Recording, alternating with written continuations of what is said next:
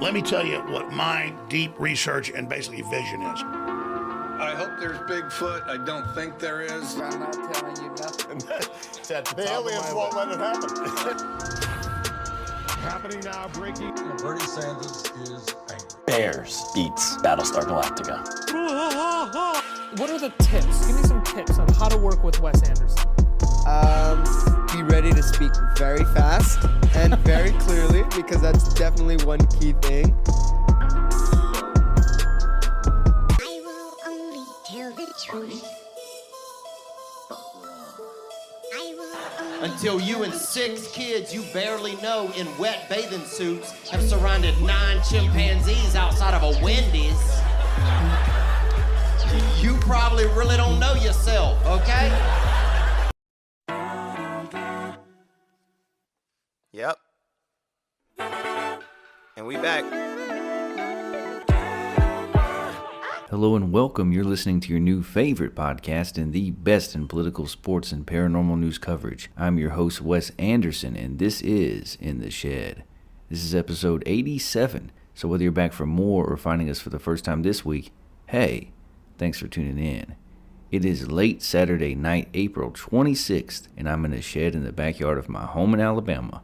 Also, I can hang out with you tools and talk about the latest headlines, stories, and rumors in the world of politics, sports, and the paranormal. My guests tonight are two of my favorite cryptid sports entertainers, experienced paranormal and Bigfoot researcher, co-host of the Bigfoot Club podcast, Texas's own Robert Jesse Dominguez, a.k.a. Bigfoot Bob, a.k.a. the Podfather, and his nephew, my good friend, and the other half of the Bigfoot Club podcast, Sasquatch Steven Dominguez. Boys, thanks for joining me in the shed tonight.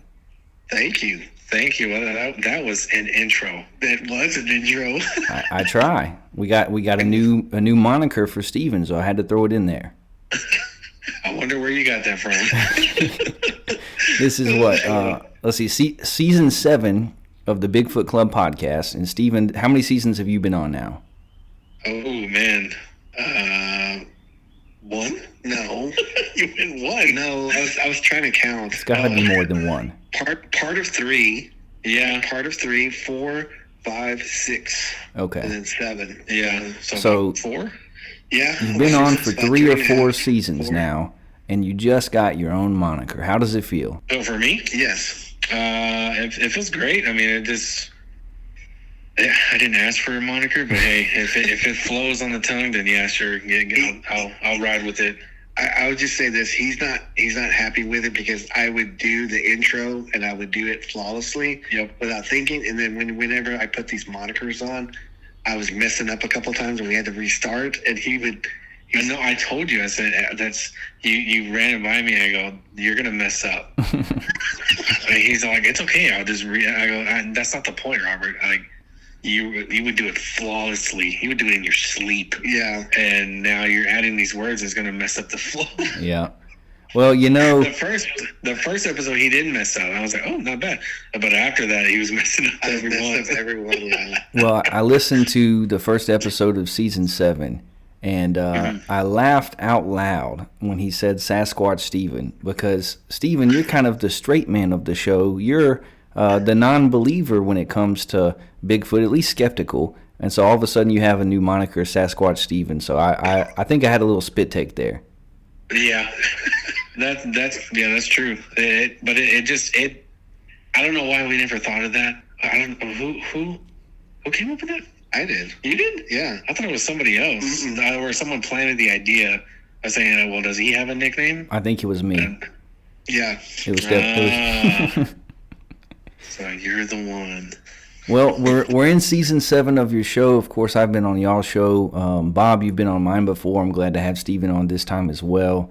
Tell me about some of the episodes you've had recently. Who are some interesting guests and some conversations that you guys have had? So this year we've had, let me see here, we had, I can't think of the guy's name, from Colorado. That one was, that's a solid start. We had Colorado, we had, North Carolina guy. Mm-hmm. And then we just interviewed Matt Parrish. I haven't put the episode out yet, but I'll probably do it tonight. But he's originally from Livingston, and he relocated to Washington State, and I was telling him, I said, man, I go Livingston, that's like South Texas. It's on the cusp of the Angelino National Forest and the Sam Houston National Forest, which is tied into the Big Thicket here in Texas. And I was telling him, I said, man, there's tons of Bigfoot down there. And he wasn't getting any kind of like activity and stuff like that. He moves up to Washington State, and he now has Bigfoot like passing by his house at night. They're pretty much neighbors. Yeah. Wow. And so I was telling him, I said, man, you didn't vibe with the Texas Bigfoot, but when you went up to the Pacific Northwest, I go, your vibration or your harmony is just in tune with them. And so he's got all kinds of activity, right, Steven? Yep. And they're great stories. Is it just vocalizations? Is it footprints? What evidence has he accumulated? He was talking about that, he originally moved up there to do Bigfoot research. So he moved into an area. What was the name of the Olympics? Oh yeah, Olympia by Port Angeles. Yes, and so he was going around the town and interviewing people. And there's a big community of Native Americans there, and he's reached out to them, and they've told him stories. But then whenever he moved into this house, they were noticing things. They're like, because like he was saying that Washington State don't use air conditioning, so they sleep with the windows open, like during the summertime, and they would smell like a musky smell coming through like around 2-3 o'clock in the morning. And his wife would wake him up and say, hey, there's somebody outside. And he goes, well, it's probably a bear, it's probably this and stuff. So whenever he would go out and check, he would find like 17-inch prints. And his father came to stay with him, I think, for a week or so. And a Bigfoot was banging on the window or a window unit or something. And it's just, he was having all kinds of stuff. And like he was seeing eye shine and like in his backyard. And he would hear like whistles, and tree knocks. Interesting. Every time he would step outside, he would get it. And then the most interesting thing is that he decided, he had a Ring camera whenever he was in Texas, and so he said he was asking his wife, "Because where's that Ring camera?" And they found it, so he put it on the side of his house, and he programmed it where it would only like alarm if a person came by, not like an animal or something like that. And so he got a notice like at 2 or 3 o'clock in the morning that someone was coming by. He went and looked at it, and supposedly it was like a Bigfoot that was walking around the corner of his house, saw the camera, paused, and then backed up. And so his father's in like law enforcement, here in Texas. So he sent it to his father. His father's guys cleaned it up. And supposedly, like the eave of his house, from the ground to the eave was like 9.5 feet, right? Yeah. He said this thing, when he stepped around the corner, his head was past the eave. Wow. And so I said, can you actually see what's going on that video of that shot? He said, you could see facial features, you can see an arm, you can see legs, you can see feet, but it's dark. It was that dark at night. Yeah. And so he's supposed to send us this video or this his night vision too. Yeah, right? yeah, had night vision. So man, if you get that video, send it my way for sure. Yeah. That was like some of because like his ideas is similar to a lot of ideas, our thought process and stuff. Yeah. So we were hitting on a lot of stuff with him. We've interviewed other people who had Bigfoot sightings like this past year, about 3 or 4 of them. But this, Matt was really hitting home with us, and we just clicked on a lot of things, a lot of ideas. And I was telling him, I go, "How about this?" And he was thinking, "Yeah, I was thinking about that too." And so it was really, really interesting. Steven, you want to? We had another. Oh, we're going to talk about Matt still? No, go ahead. No, we had another guest before that. It was Dr. John Baranchak. I just finished that episode today. Yeah.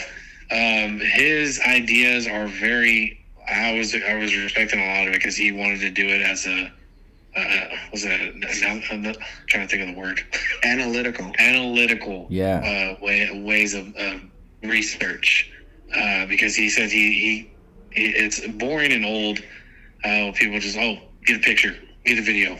Like, no, we need more. And then they would just tuck the evidence away and not put it somewhere where it could be used. Yep. Right. So I thought that was a very interesting recent episode that we done. Yes. I really enjoyed that one, and and this one with Matt Parrish was just that one hit home too. We're like, hey, we're getting really good ones. Yeah, he's actually messaging me right now, and Matt Parrish, and he's telling me that he's doing an experiment behind his house. They're camping out, and they're just going to act like nothing's there, and hopefully they can draw something in, because his idea and ours were similar on, if you try to go look for Bigfoot, most likely he's going to avoid you. Mm-hmm. So the Bigfoot curiosity will come out if you're just doing your thing, like in the woods, if you're camping and cooking and just talking, then they'll come out and look at you and see what's going on here. Yeah. And so his view and our view were kind of similar on that, Wes. And so that's what he's doing tonight. He's actually going to do like an experiment behind his house, and wow. Which was very, very interesting. I We should hope. do that in our backyard. There's no Bigfoot here. Yeah. I don't know. I hope that Matt doesn't have a party mouth if he's going to be out there at night and he's got all this Bigfoot activity. That is an interesting story, and I think I look forward to hearing that episode. I think a couple of things stuck out to me that y'all talked about. One, his father has guys that can clean up some videotape. That man is connected. I'll say that.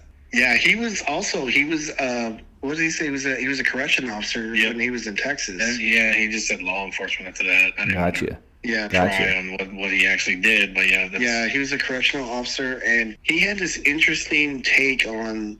I'm probably not gonna recall the chemical, but because we were talking about how Bigfoots tend to avoid game cams or cameras in general, and he went above and beyond. Since he was in correctionals, he went to the person who has like dogs, and they would go into cells and smell for cell phones and stuff, and he asked the sergeant, he says, what type of chemical, not what type of chemical, what are the dogs looking for? And he said it was a specific chemical. Do you recall what it was? I forgot what it was. Apparently it's in all cameras, especially cell phone cameras and all that. And it's a chemical that they can sniff out. I guess it's a distinctive smell. It can single it out. Yeah. So apparently he put two and two together. It's like, man, what Bigfoot can smell that on camera. And I was like, well, there's also that, the boys are in the boys' bedroom. We have like a little night vision camera, and even if it's like pitch black, you can still see a red faint light. Right. Yeah. Right. And it makes me wonder if they have heightened senses and vision, they can probably see that. And he was all like, yes, but the Ring camera only shows it whenever it only turns on when it detects something. Body heat. Heat. So, well, that was my next question, was if the Bigfoot saw the camera and then backed away. That's super interesting. I'm not sure I've ever heard of that. And then this chemical that apparently is in cameras, that would explain it, and is very interesting, because you would think that as many people have put game cameras out in the woods to try to capture Bigfoot, let alone deer and whatever else, they've probably come in contact with those cameras before. Yeah. Oh, yeah. Like I was telling Matt, because we were talking, I think we talked on the phone before we did the show, and I was telling him, like, in the past, this was like in the late 90s, early 2000s, those cam trackers were really, really expensive, Wes. They were like $700 back then, and that was a lot of money. So we had 3 of them that we would do like research out in East Texas, and so we had put 3 out. And then we needed one more spot that needed a camera. So a buddy of mine, he had one of those Sony handy cams, the one that you just hold and has like a tiny VHS tape in it. And so we stuck it like in a crux of a tree just for an extra camera. And so we came back the next day and we looked at the video, and you could hear, like, this was way in the woods. No, we didn't tell anybody where, we were putting these cameras at. And you could hear something walking up behind his camera, and he was throwing like branches in front of this handy cam. And it was just like throwing it. And I was looking at the camera. I go, is he throwing stuff in front of it? And you can hear it, like something going behind the camera and go like that, and kind of like smelling it and stuff. And I go, he's smelling it. He goes, he can, maybe he can see like the beam or the infrared beam. And so this was like in the late 90s. And so I was telling Matt that, I said, So we had the idea that it could see it or it can sense it. So whenever someone came to us with a story and didn't want Bigfoot in their backyard or close to their kids, I would tell them, I go to Walmart, buy some game cams, put it behind your house. He'll avoid you. Interesting. And so we used to do that all the time. Or if we wanted to channel a Bigfoot into an area, we would put game cams along this ridge or along this like corridor. That way we could channel it like into one area. You know, of course it never worked, but you know, we would try stuff like that. Wow. Mm-hmm. And I don't know, like just me, if I'm out in the woods, right, and I encounter wildlife, a bear, a coyote, a panther, whatever it is, I'm afraid. Okay. Are you ever, when you were out in the field, were you ever afraid of actually encountering that which you were seeking? Yes. I mean, we were just talking about that this morning too. Yeah, we were. I know I was extremely scared, of course, because there's other things out there. There's like rattlesnakes. There's hogs, and but yeah, I think I know I've been afraid of a lot of stuff, but you know, I think the curiosity or the search for knowledge would overwhelm me more to go out there. And I know when I was younger, I used to take Steven out to the woods with me. He was you were like 8, 10 years old? Yeah, 7, 8. What an uncle. What an uncle. Right? Just terrified this child. I mean, he wanted to be with me, so I took him to the woods with me. That was the trade-off. You're going to the woods. I want to hang out with you, Uncle Bob. Okay, we're going to the woods. Yeah, we're going to the woods. So yeah, I've always been afraid to go out, and it's very scary because we would go to these areas that you wouldn't see like a human for days. Remote. And yeah, and we would go deep into the woods, and like a lot of times we had my mentor Luke Gross would go with us, but every time he went with us, Wes, I felt calm. I felt good, and that everything's going to be all right whenever he was there. For some reason, I don't know why, he like omitted this energy. Yeah. And I was just happy whenever he was there. I go, Luke's here. It's gonna be fine. Meanwhile, he's shaking in his boots and completely terrified. Mm-hmm. Yeah, I don't know. I love to watch the Bigfoot shows on TV. They're all very bad TV, but in a fun way. And I remember one episode of Expedition Bigfoot in the last couple seasons. One of the guys on there, I forget his name, but he's the one who's always like, I smell something. There's a strong odor. And he follows it. And he walked through like this clearing at night, and he was so certain that he was tracking this Bigfoot. And he walked up within a few feet of a bear. And it was like, yeah, you might get eaten. Like that's probably not a good place to be at night. You know, there are dangers in the woods aside from Bigfoot. And then here, you know, if you're chasing after a Bigfoot, you're talking about something 7 to 9 feet tall, several hundred pounds that we don't even understand what it's capable of. That's scary. That's scary. Yeah. I think I know who he's talking about, too. It's the guy that says he smelled that. Yeah. He always talks about the smell, and he says, do you hear that? It sounds bipedal. And I'm like, how does something sound bipedal? Like, what are we doing? What are we doing? That always gets me all the time, too. That's even our reality TV talk. Or he'll be like, it sounds huge. And I'm like, man, everything sounds big in the woods, brother. It does. There's been times where we were sitting in the woods and we heard like a train coming through the woods, and everybody pulled their weapons and their spotlights and their cameras, and it was like an armadillo. Well, speaking of armadillos, just last week I'm sitting out here on my back porch and enjoying the evening, listening to a podcast. May have even been Bigfoot Club, which you can find on Spotify and all everywhere you listen to podcasts. And I saw the armadillo that lives under my shed. He is still alive, and he is the biggest son of a gun I've ever seen in my life. Do you feed him? No, I don't want any part of him. But he walked out into the light, and I saw him, and he stared at me, and then he went right up under my shed, like we got some kind of deal, like I'm renting space to him, and I don't want him. Wow, those things are fast. Yeah, we saw some today. We went to festival or something in our little Rodeo, town. a rodeo. Yeah, and they had armadillo races. And No we kidding. saw all the armadillos, and I was like, oh, that's so good. Well. And then, bam, they just took off running, and I was like, holy crap, I didn't think they were that fast. I don't know about fast, but this guy would definitely win. And if it was armadillo fighting, I got your guy. Like, I got your soldier. Like, this man is Armadillo the... steroids. Oh, he's the Bruce Banner of armadillos. Dang. I don't know what he eats. I live in a neighborhood. Like, I'm right behind the city park. But this man is large and in charge, and I hope that he's not the reason my cat has been missing for 18 months.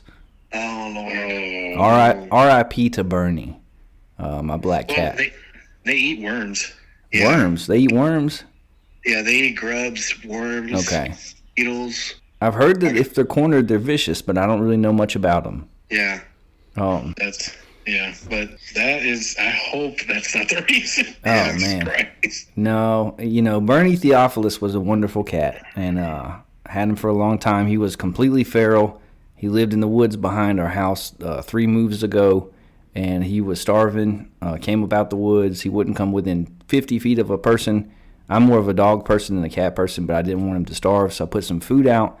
At first, I'd have to go inside for him to even eat it, and then within a couple weeks, he wouldn't eat unless I was right there petting him, and then he just became our cat for like the next 12 years, and he was, even though he was wild, he was the sweetest cat. We go for a walk pushing one of our kids in a stroller, and he was like right behind us the whole way, ducking under cars, going behind trash cans. I love this cat, and then on a random Halloween, he went out for the night, and he never came back, so I don't know.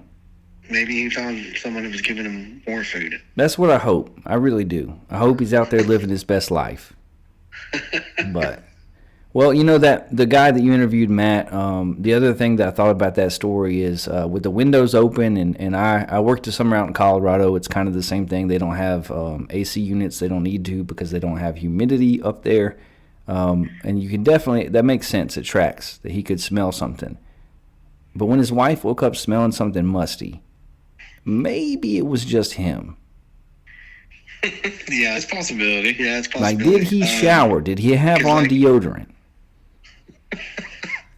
He could have just been one of those days where he was outside working. And, Yeah, he did say he was grouchy too. Yeah, and he like lifted his arm to scratch something, and then that smell came out. It's possible. She's like, there's something musky. There must be a man out there. He's like, it's me. It's me. I am the man. He did have another story that was pretty interesting. He said that he would play pranks with his 2 girls all the time. They were like, at the time, I think they were like 5 and 7. Yep. And he was getting up around midnight to go get a glass of water and get something to drink. And his daughter runs out of her room and says, "I know you're outside my window trying to prank me." And he goes, "What are you talking about?" And then she says, "You're outside my window." And this is her words. She says, "You're trying to sound like a Chinese zombie." And he goes, "What?" He goes, "I'm in boxers. I'm not nowhere near outside. It's dark, and And then like he was telling us, like while he was in the kitchen talking to her, that he had a busted out window that he had ordered like a window for it, and he put like a cardboard and a duct tape at the time. And while he was talking to her, something was pushing this cardboard. No. Like in, he said you could hear the adhesive from the duct tape moving. Nope. And it was moving, and like I think his daughter's room was on the other end of the house, and he was in there, and he thought it was 2 separate Bigfoots. Man. Nope. One outside. Yeah. That's either you're getting a shotgun blast to the window, or I'm moving houses. That's all that would happen in that situation. Yeah, like with my luck, and that was happening. What if I didn't tape it strong enough, and it popped open, and bam, we're right there looking at each other. Harry and Henderson. Yeah. Blair's like, why don't you know how to use tape properly, Steven? Yeah. So he's a correction officer, so he says he's not worried about what's outside his house. This is what he was saying. Yeah. He's worried about if something comes into his house. It's a different story. Yeah, it's a different story because he says, "I got something for him." Yeah, I get that. And I told him, I said, "You are such a Texan." Yeah. Even in Washington. What he needs to do is get in contact with us. Yeah. Find and capture that armadillo. and then use that as a weapon against the Bigfoot. Yeah. As a weapon or bait, He rolls either up in the one. ball. Bam. Yeah. Is it out of that? Either way, I get rid of an armadillo, and I'm happy with that. That would be all right. And it's being used as a weapon. Yeah. I think, one thing that's interesting to me, and I don't know if you've had experience with this in your research, but I keep hearing these stories and reading situations similar to what Matt's describing, and then the homeowner or the property owner, in a sense of experimentation, leaves gifts for the Bigfoot. And then there's some kind of like gift swapping going on. Have you ever seen or heard of something like that? Yeah, It's the same thing. Yeah, I've experienced stuff like that. And then Matt was telling us about he was doing this experiment where he was doing it at the very same time every day at 7:00. He would left out like 10 plums, and he would broadcast it to the woods what he's doing, and he had like a headlamp, and he would show the plum onto the headlamp, because this is what I'm leaving out. So he left out 10 plums, and he said he would always have 6 plums go missing, and then 4 plums were left behind, because he thought he was thinking outside the box, that they were being considerate and left 4 plums for him, his wife, and his 2 girls. Wow. And he said if it was a bear or a raccoon, they would have just ate it there and just made a mess and just left it there. So Bigfoot can count? Is that what we're saying? Yes, Wow. Yeah. We didn't even say that. We didn't even think of that. That's wild. Yeah. To be able to associate numbers of people and numbers of plums is absurd.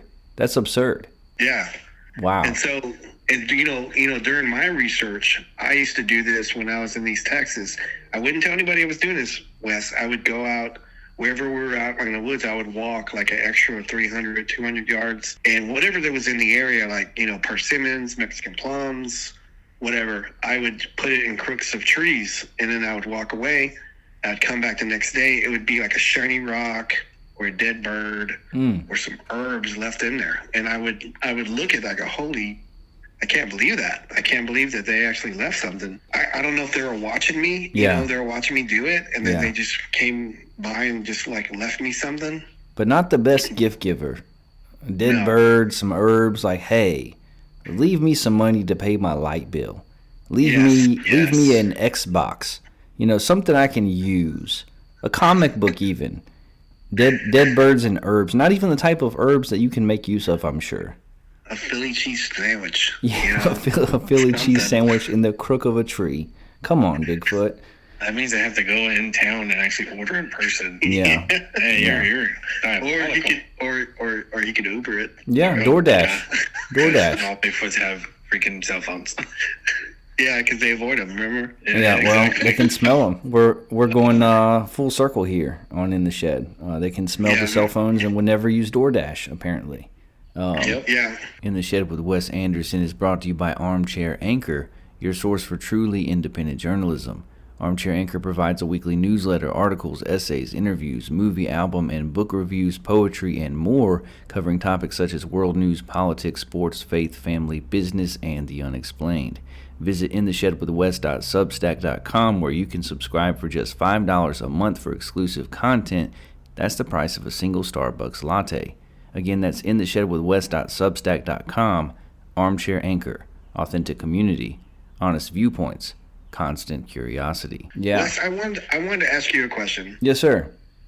In the very beginning of your show, you have like a audio segment where there's like a mix of people talking about the show, and there's one guy in there that says, "I don't think Bigfoot's real. I don't think." He was saying something like that. Who is that person? That is R.I.P. Rest in Power, former Texas Tech and Mississippi State football coach Mike Leach. Okay. He was a different kind of guy. He coached football, but he was an intellectual. And in his press conferences, because he read and studied and was so peculiar in his personality, reporters would ask him just off-the-wall questions. What's the best type of Halloween candy? What advice do you have to someone getting married? And one time, somebody asked him, do you think Bigfoot is real? And his response was, I don't know if Bigfoot is real, but I hope he is. And I found that clip and clipped it from my intro to my show. I was wondering. I said, "Who is this person?" Yeah. Saying that he's not sure if Bigfoot's real, but hope that he is. But yeah, great find, great catch. You know, we got all kinds of people in the intro. We got Theo Vaughn, we got Barack Obama, we got what's the Steve Martin from when he was in, what was the movie he was in where there was all those kids? He was a football coach too. Ironically, Cheaper by the dozen. Yeah, Cheaper by the Dozen. Yeah. We got him. All kinds of people, and that's head football coach Mike Leach, a very interesting guy. Yeah, I was telling you off show that whenever we had that conversation on the phone, is that I don't know that much about college basketball. Yeah, and I learned it from listening to your show. Well, like I always tell you, I don't know if that's a good idea, Bob. I mean, that is my sport, you know. That is my favorite sport. It's the one I know the most about. I've coached basketball, played it most of my life. I was actually on a college basketball team.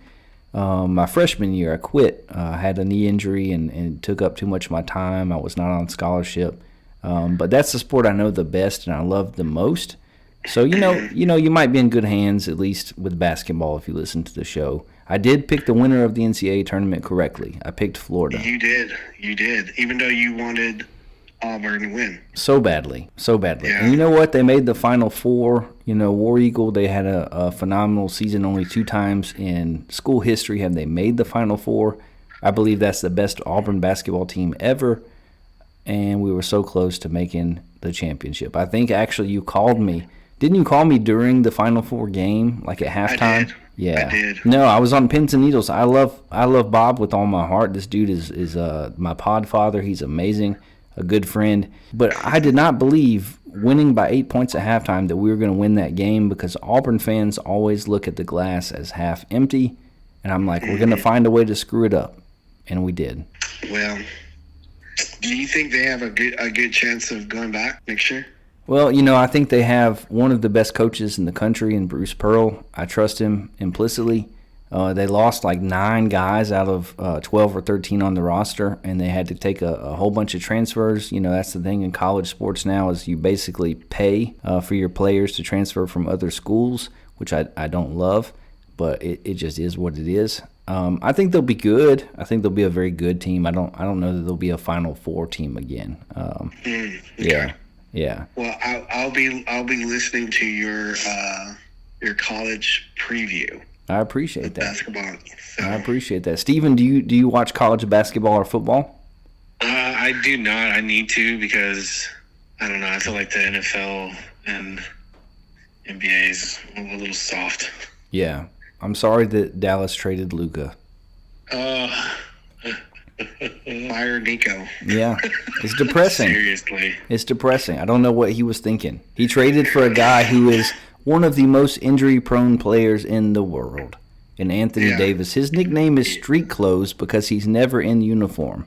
And he traded the best or second-best player in franchise history for that. Yep. I thought we were extremely lucky to get Dirk the way we did. And then we got super lucky getting Luka.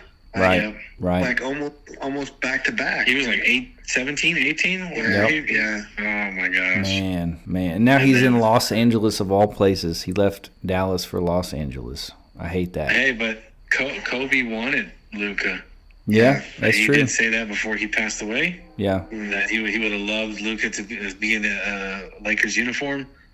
And in a way, he's dancing in heaven because of that. He's probably shaking his head like, really? R.I.P. to Kobe Bryant. Rest in peace. Rest in power. Yep. And his daughter Gigi. Yeah. Rest in power. You know what? That's honestly of all celebrity deaths, that's the one that has hit me the hardest because basketball being the sport that I love so much and grew up on, it's how my father and I bonded. It was on a Sunday afternoon after church. I'm a girl dad at the time. My son wasn't born yet. And then I woke up from a Sunday afternoon nap to see that a helicopter going to a travel tournament of all things had crashed, and it was Kobe and his daughter and a host of others, several children and parents involved. Absolutely broke my heart. Just tragic. Yep. Terrible. And yeah, it's very, very sad and Yeah. it was shocking too. I think I probably woke up from a nap too because I think I was. Yeah. I remember waking up and I remember seeing. I go, wait, what? It didn't seem real. That's got to be a real. It didn't seem real at all.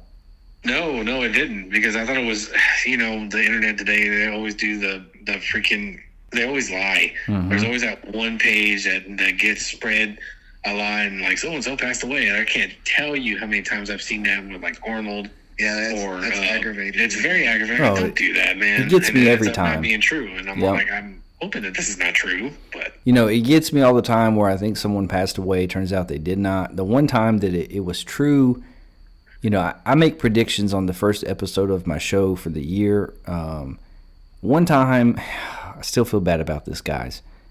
I predicted that Betty White would live to be 100 years old because she was 99 and she was in great health. She had to just, 10 months to go. And she passed away. And I saw the report and thought it was fake, and I looked it up and it was real, and I just kind of sort of felt like maybe it was my fault. No, I think it was.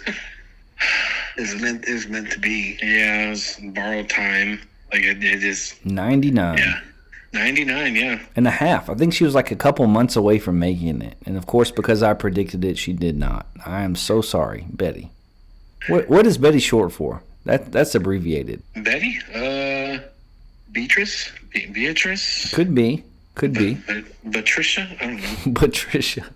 I think I just made that up. Yeah. I like it. Well, Patricia? there's no good segue from the death of Betty White, but let me try. You guys did an episode in the recent past about the Kandahar Giant, and I would love to hear your thoughts about that story. That one, okay. That one we had to stretch because we didn't really have anything, because I think we had a guest that had ghosted us. Oh no! And so we really didn't have a show to do, and I didn't want to just get on the show and just talk. So I told Steve, I said, "What do you think about this one?"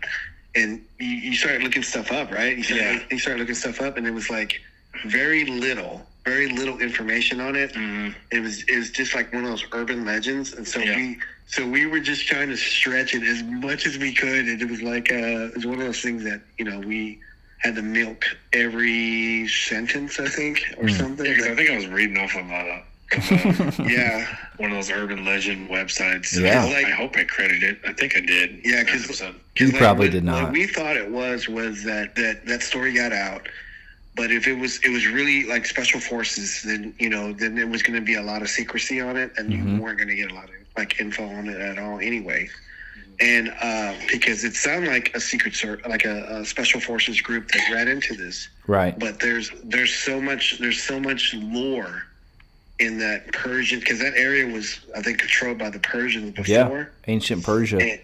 And so there are stories. There is lores of like red-headed giants up there, and I just thought, I've always been intrigued with that one. Yeah. I mean, I think that's one of those stories. Probably, if I'm putting my chips on the table, 60 to 70% that's just an urban legend.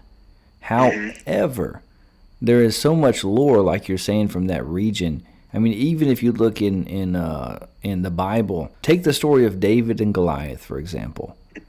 Goliath is a giant who purportedly was 9 feet tall. And back in those days, the way that they did war sometimes was you send your best fighter, we'll send our best fighter, one-on-one, whoever wins, so be it, okay? And so the Philistines sent Goliath, this giant of a man, David, this small child, trusted that the Lord would have his back, and he went to get his sling and his stone. He had tried on the king's armor. It was too big for him. It didn't fit, and he said, I have been out in the fields. I've taken on lions. I've taken on wolves.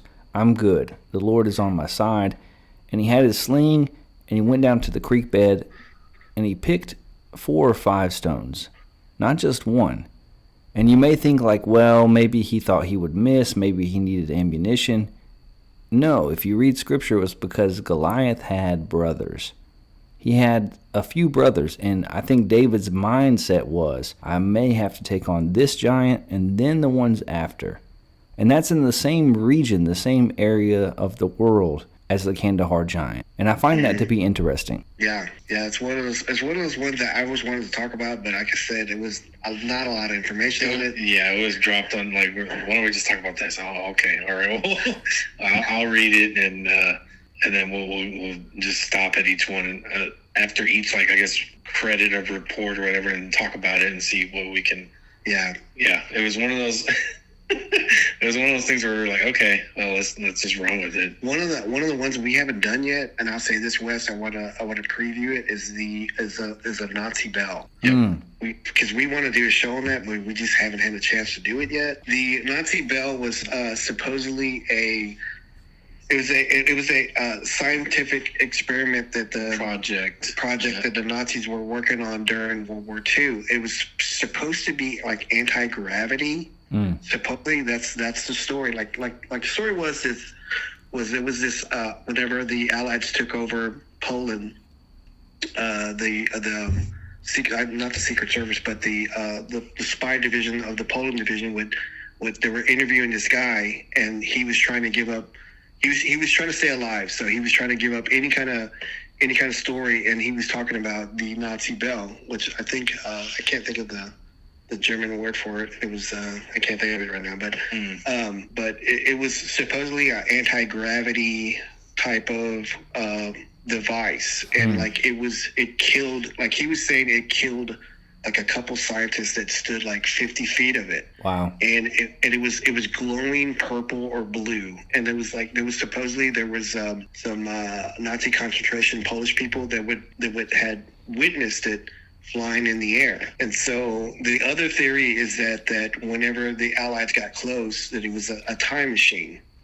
And that they, the head of the Nazi group got into this Nazi bell and then disappeared. Into the future. And there was I think 1939, there was a UFO sighting in the Black Forest before the war. And supposedly there was a story that the Germans got this UFO, and they did reverse engineering on it, and that's the results of the Nazi bell. So interesting. But that's the story on it, and I've been reading a lot about it, and I was telling Sarah, we got to do the story, and I'm really interested in it, and so probably why they didn't want to work on the atomic bomb.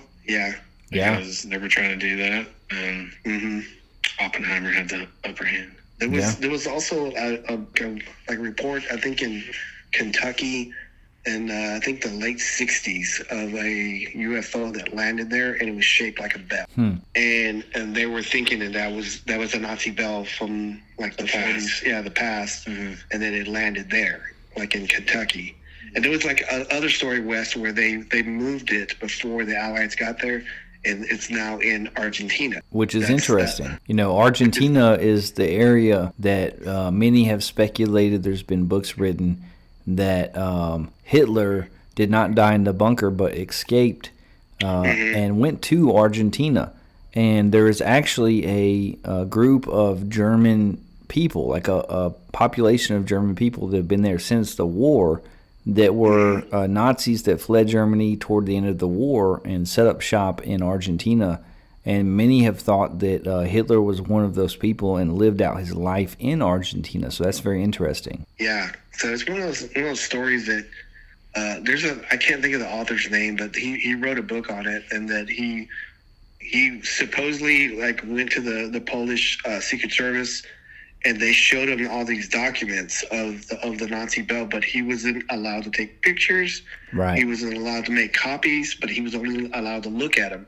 And so he wrote this book, I believe in the late 80s. And so the Nazis had like a 40, 50-year gap where they moved this Nazi bell, and no one knew about it until he found these papers and said, okay, this was what happened during the war. They had it on this underground bunker in Poland, and the whole reason why the Nazis took over Poland was because they had these uranium mines that they could mine, and they could use that uranium to build this Nazi bell. So that was the whole story about it, and I've always been intrigued about it. So yeah, I mean, look, Hitler was certainly interested in the paranormal and the occult.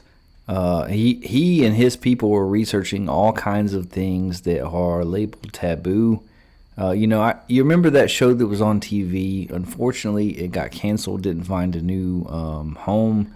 What was it called? The Blue Book. What was it? Project Blue Book. Project Blue Book. Yeah, Yes. was a phenomenal show. I thought.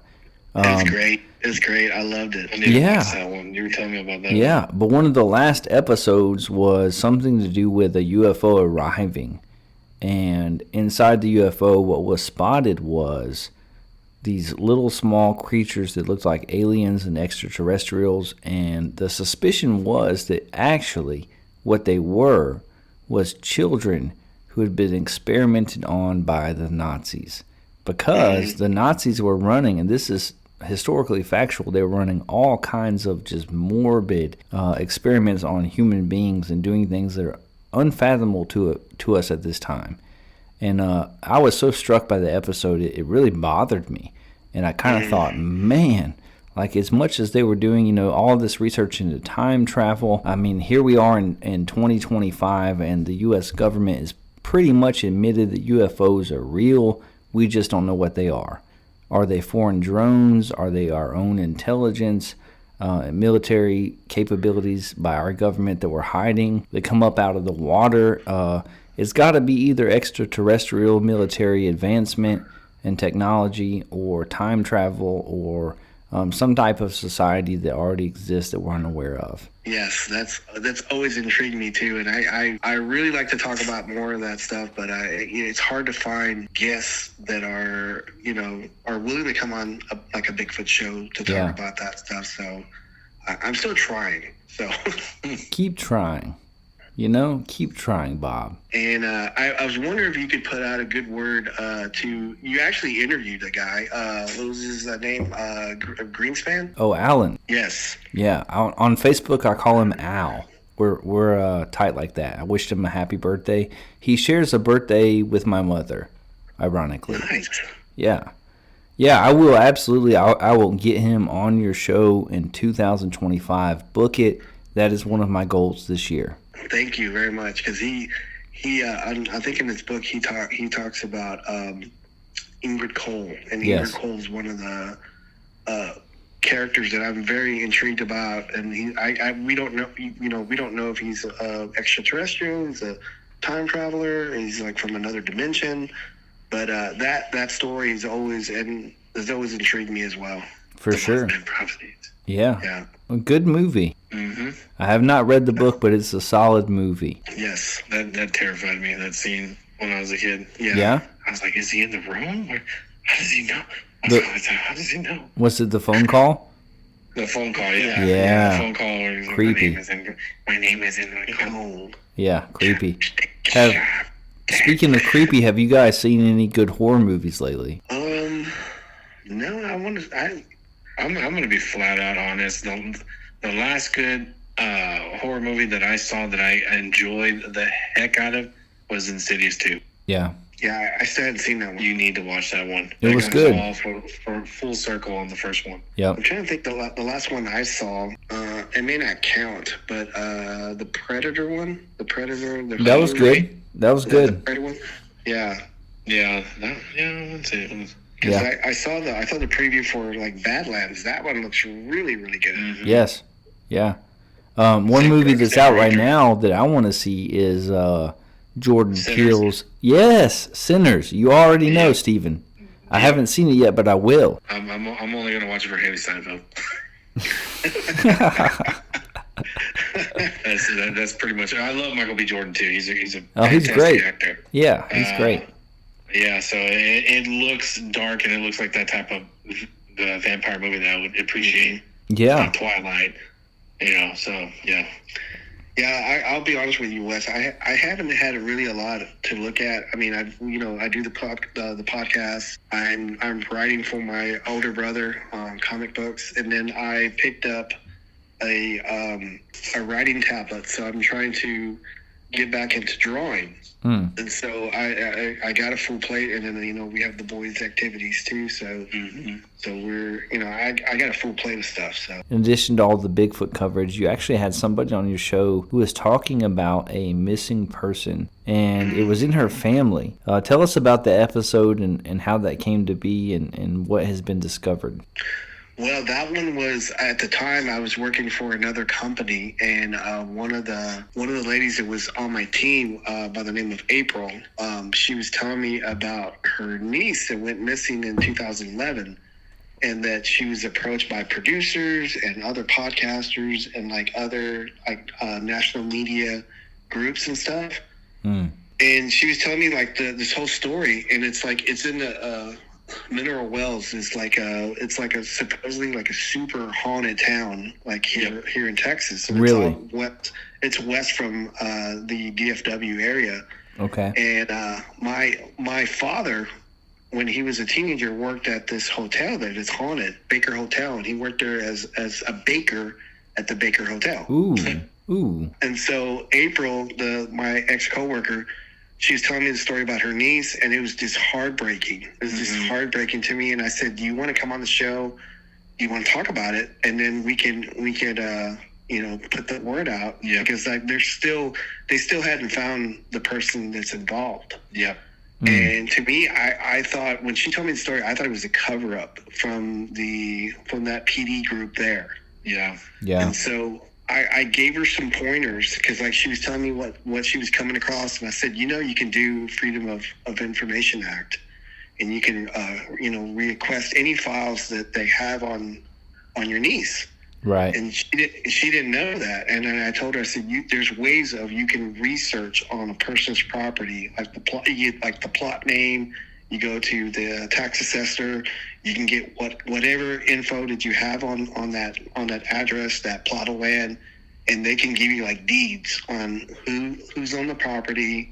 Who's you can get their physical address or contact info, because at the time, whenever they found her niece's body, was a year later, right, Steven? Yeah, I think it was a year later. They found her niece, and she had passed away.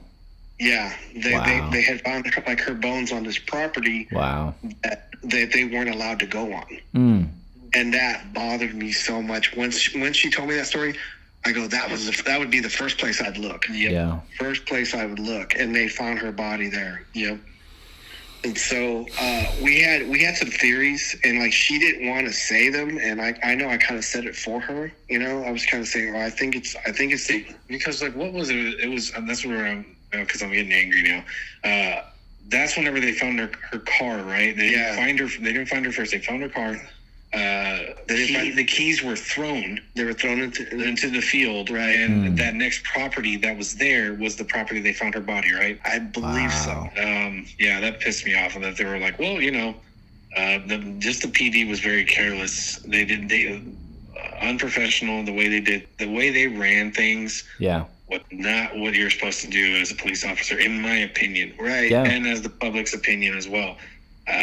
Yeah, and I just remember finishing that episode. I was I'm so angry. Yeah, I was heartbroken. Yeah. No, I get it. It hurt me so bad. Yeah. I told her, I wish I knew you back then. Yeah. Right. Because there's too many signs and too many clues there that they just ignored or didn't care. Yeah. And that right there alone was just, I'm just shocked how that was handled. Yeah. So I mean, I used to have a relationship with this Dallas cop, Wes, and she would, she wasn't supposed to do this, but she would bring home files, and she would show me these files on on murder cases and stuff, and we would talk it out. The motive, why would someone do this? What kind of evidence was left behind? What kind of traces? And so, my mind was cooking. At the time she was talking to us about the story, and I was just cooking. And as a researcher, because we research Bigfoot, the paranormal, why is someone's house being haunted? Why is a Bigfoot coming through this area? Right. So, the mind I had was just working about, okay, what's the motive behind this? Why did they abduct her? Did they have cameras at stoplights or whatever, or did they have a bank that was in the area that had a camera? that could see her passing by or something. I was just thinking outside the box, and it just really, really bugged me. Yeah. No, that episode, honestly, it was a hard thing to listen to, and on the one hand, it was good because you guys allowed a family member to air out the case and talk about the details and the things that should have happened that did not. But also, man, that's a tough listen because it was sad and it was tragic, and it seemed like, to me, just a guy in my shed in Alabama, it seemed like it could have been prevented. It seemed like it could have been handled better, and it wasn't, and it wound up with tragedy. And so it was a difficult listen. Very, very. And not only that, like, she had a baby. Yeah. Yeah. And you know, he's growing up. He's grown up without a mother, and that's coming from me losing a mother. It's hard on that. So yeah, it kind of still, you know, and me being a parent too. That's like another thing too. Like, that is the worst case scenario for any parent. There's no happy ending on that. There's no race or anything. If that was my niece, I'm serious. I would seriously go walking tall. Yeah. Those guys are. That's just me. Yep. Yeah. That's literally, I'm pulling hell out of earth and bringing it to you guys. Yeah. For sure. Like what? White Earth. White Earth. Hell's coming with me. Yeah. So, like, Steven, that is not a lie. Steven, I don't mean to pry or talk about things that are too personal, but you mentioned losing a parent. Can you talk about when that was and what that was like for you? Yes, I can tell you the date whenever she passed away. It was August 9th, 2016. 2006. 6, yeah. 6, that's right. Yeah. Still feels like it was a lot of... Yeah, we were present whenever she took her last breath. So she was, you know, we were with her, and it was you know, whenever you lose somebody, and I know I speak for Steven, whether you expect it or not expect it, it's still hard. And it's just for sure. Just to see someone take their last breath, and it was painful, you know. And I told her prior to her passing that I would trade places with her. I go, let me trade places with you. And she goes, no, I could never do that to you. And I go, I would do it in a heartbeat. I'd do it in a heartbeat for her, because she's such a good sister, and, you know, I cared so much about her, and and then, you know, from there it was just me and Steven. So but yeah, he, you know, he's probably not going to agree with me on this whenever I say this, but he did well. I mean, we both suffered, and as not being a parent, and then all of a sudden being a parent, and I couldn't get tough on him because, he lost his mom and I lost my sister, and like he was having a hard time in school, and like I didn't want to yell at him. I didn't want to tell him, hey, you got to do better in school. I couldn't do that. And it was just like, I just wanted to be there to support him. And I would talk to his teachers and say, hey, go easy on him. This is what's going on. And I'm not saying pass him, but just go easy on him. And, he championed through, and, he's probably not going to agree with me on that, but, it's tough. It's really tough. It's something you don't wish upon, your worst enemy. Right. What do you think, Steven?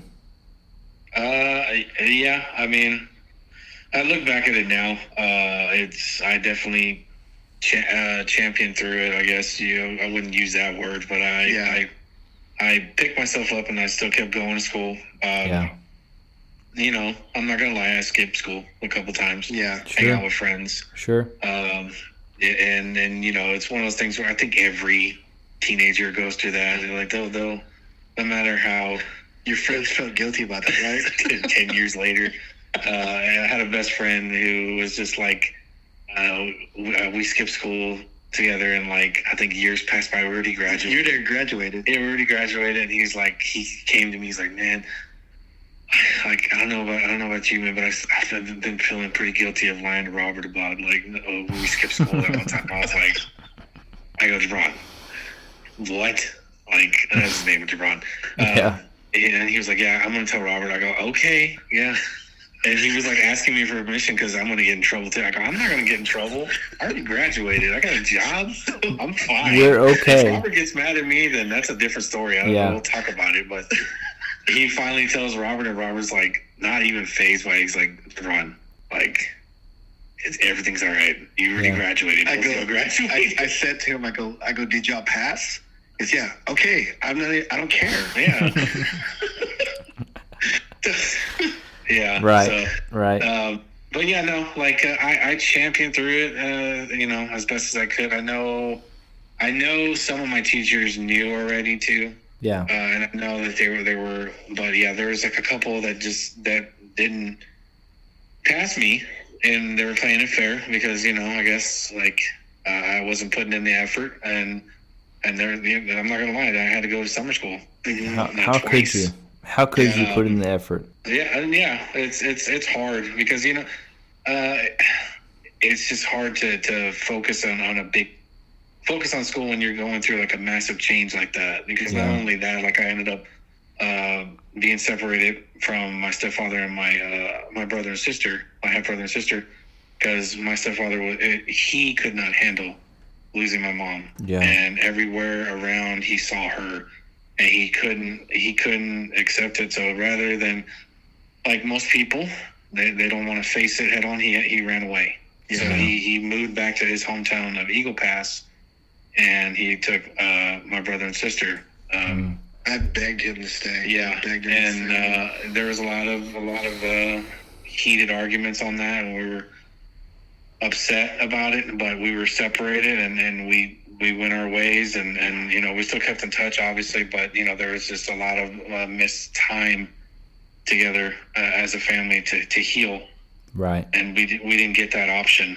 So just put it like this, Wes, that at that time, like before his mom passed, Steven was a really good football player. Yeah, he was really good. He was all city, and when his offensive mom died, line, yes, yeah. And he didn't want to play anymore. And I told him, I go, okay, that's cool. I said, but you got to do something. You can't just stay home and mope. You gotta join a group. You gotta be productive. You gotta do stuff. So I joined a gang. No, he joined like a book club. And you went. What is it? Trendy? I forget. No, I joined. I did a lot of clubs after school. Yeah, you invented a lot, right? Yeah, we went to there was a movie club. I was like, oh, okay, cool. I love movies. Let's join the movie club, Jabron. And he was like, okay. He was always following me around, and he was a good friend of mine. And we joined art club too, and then we did. I think I helped out like football in a way, like with the players with like spotting them on weights and stuff. Mm-hmm. I would have to go there early. Because they would do weightlifting in the morning and stuff. Yeah. So I kept myself busy. Like, I honestly think he didn't have to worry about me. Once we moved, like, because we moved to an apartment complex, like, right close to my high school. And he didn't have to worry about picking me up, taking me to school. And Robert was working odd hours anyway at a security job that he was working at the time. And he would always make sure, hey, get up. This is my last time telling you to wake up. Yeah. And get ready for school. Okay, fine. Get up and then walk to school or skip school or whatever. And it was so funny because all we did was just stayed home, or we went to Jack in the Box. Yeah, and even Javon then, he was freaking out, like, because the cops are looking at us. Like, oh, if they talk to us, we're going to say it's an off period. And we have our backpacks. And worst case scenario, if they walk us to school, we go to school. Yeah. Yeah. Lord. But, yeah, I mean, I kept myself busy. I think on my senior year, I kind of wish I joined the ROTC. I joined ROTC my senior year, and I loved it. Yeah. I absolutely loved it. And the sergeant major, and they were all like, he goes, man, you should have joined freshman year. You missed out on opportunities. Like, you would have been ranked up by, like, all the way up, like, for what the rank it was in high school ROTC. But, it was just following orders. And, you know what, though, Steven? I mean, to experience that much pain and suffering and tragedy at such a young age, and even to be a husband and father, and I mean, human being. Gosh, man, like listen, man, you are an overcomer. You're doing phenomenal. You have beaten the statistics. You are worthy of celebration. Like, man, you've got it together, brother. You do. I agree. I agree. He's a good dad. He's a good husband. Yeah. Thank you. Thank you. I appreciate that. That means a lot. And all I could say, like, for advice to people who try to achieve that, is just try. Yeah. Yeah. That's all you can do. You're never going to be perfect at everything. But if you try, that is perfection in itself. You're not too far gone. No matter what happens to you, no matter what your circumstances are, you get to come back from it. And you are an example of that. And that's something that on this podcast I hope that people understand is that, you know, we highlight all kinds of wacky ideas and news stories, but the main point is that human beings are resilient and they're tough.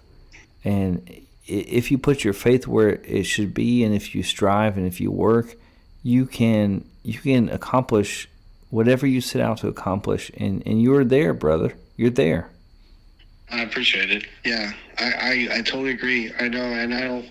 This is not about me, but I was whenever I got sick, whenever I got sick, and I was in a coma, and I woke up from a coma, and when I wake up, Steven's there. Yeah. And I realized when I woke up, I had a ventilator and I couldn't talk. Yeah.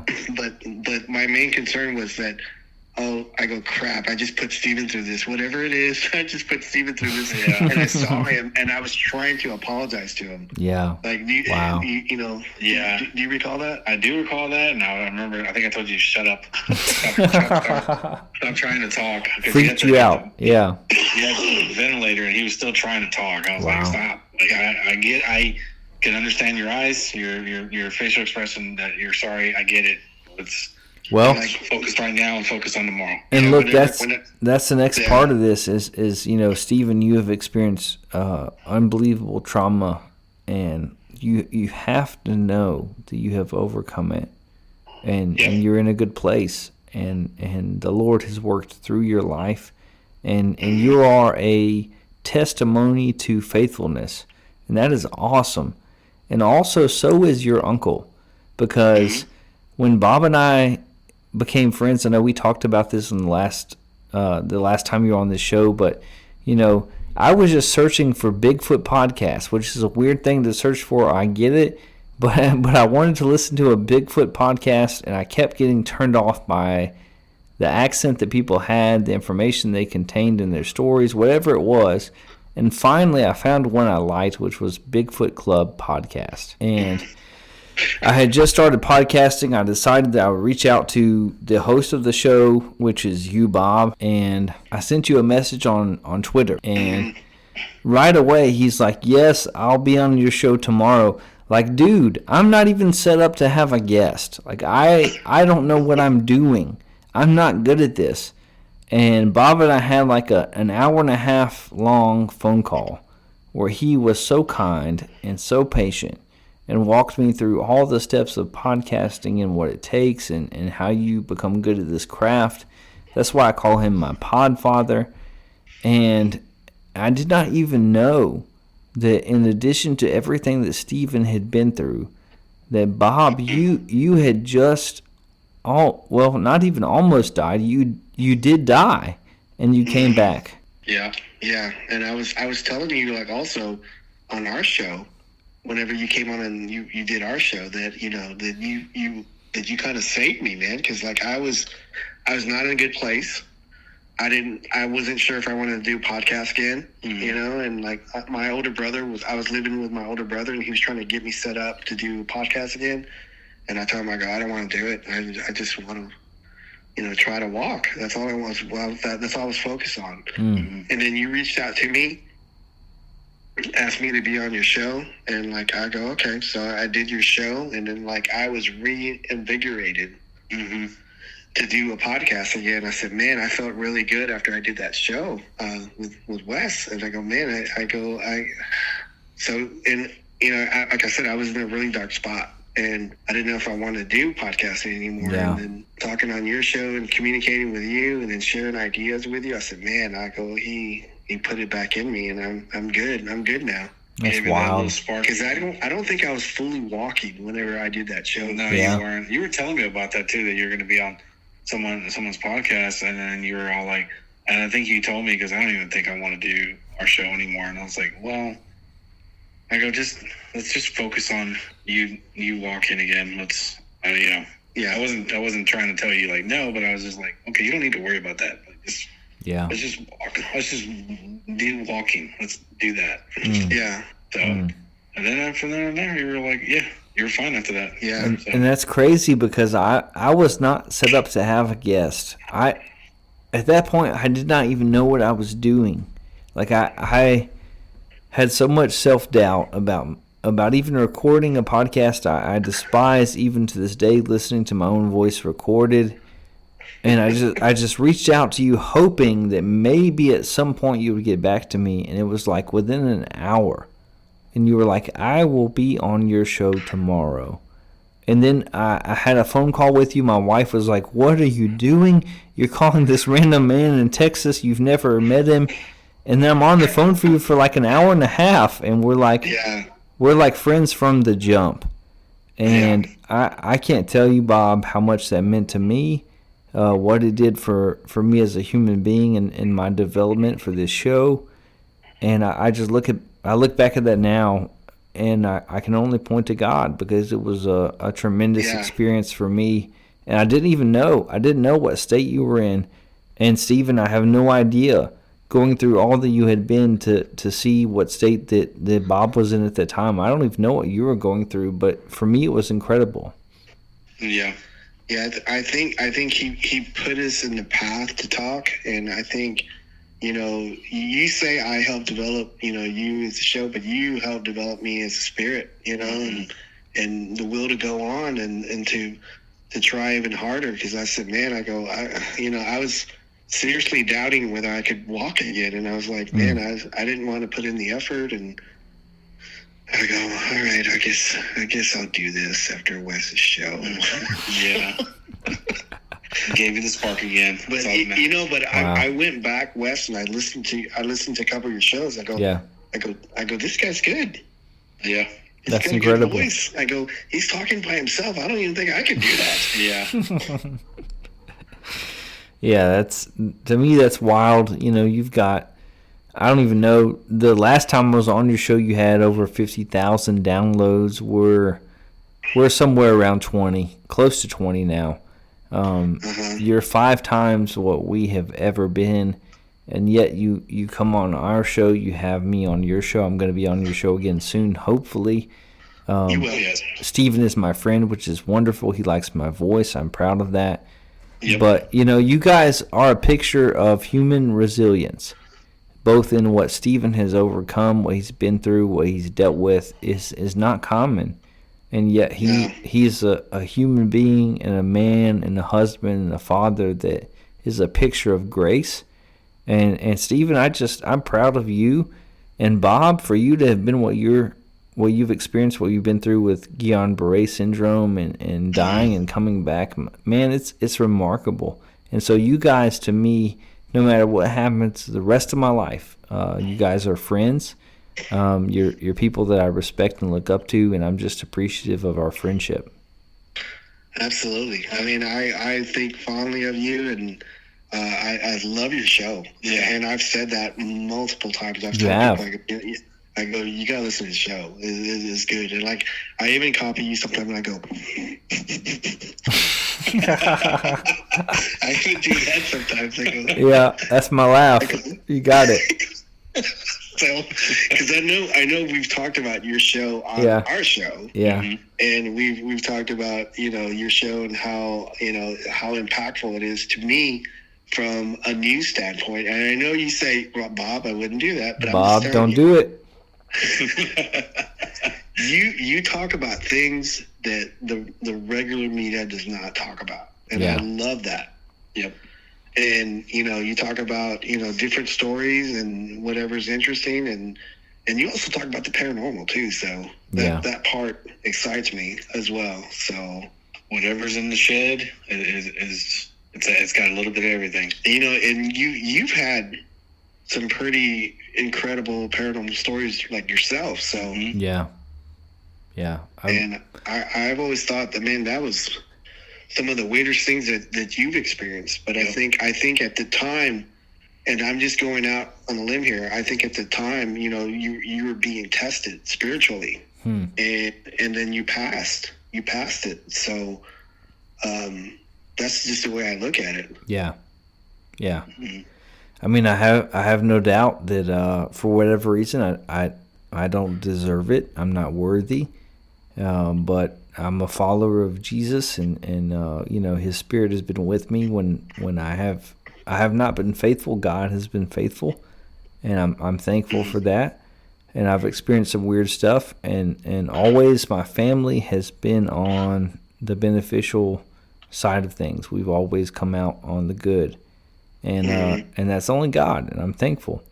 And you guys do a great show with Bigfoot Club, and you have awesome guests on, and I'm thankful to know you and to have this rapport and to be in your, I guess, your tree of disciples. You are the Pond Father Bob, and there's Porch Matters, there's me, there's a couple others, and we owe it all to you. I gotta get you and Terry together, man. I keep saying that. Has to happen this year, 2025. It will happen.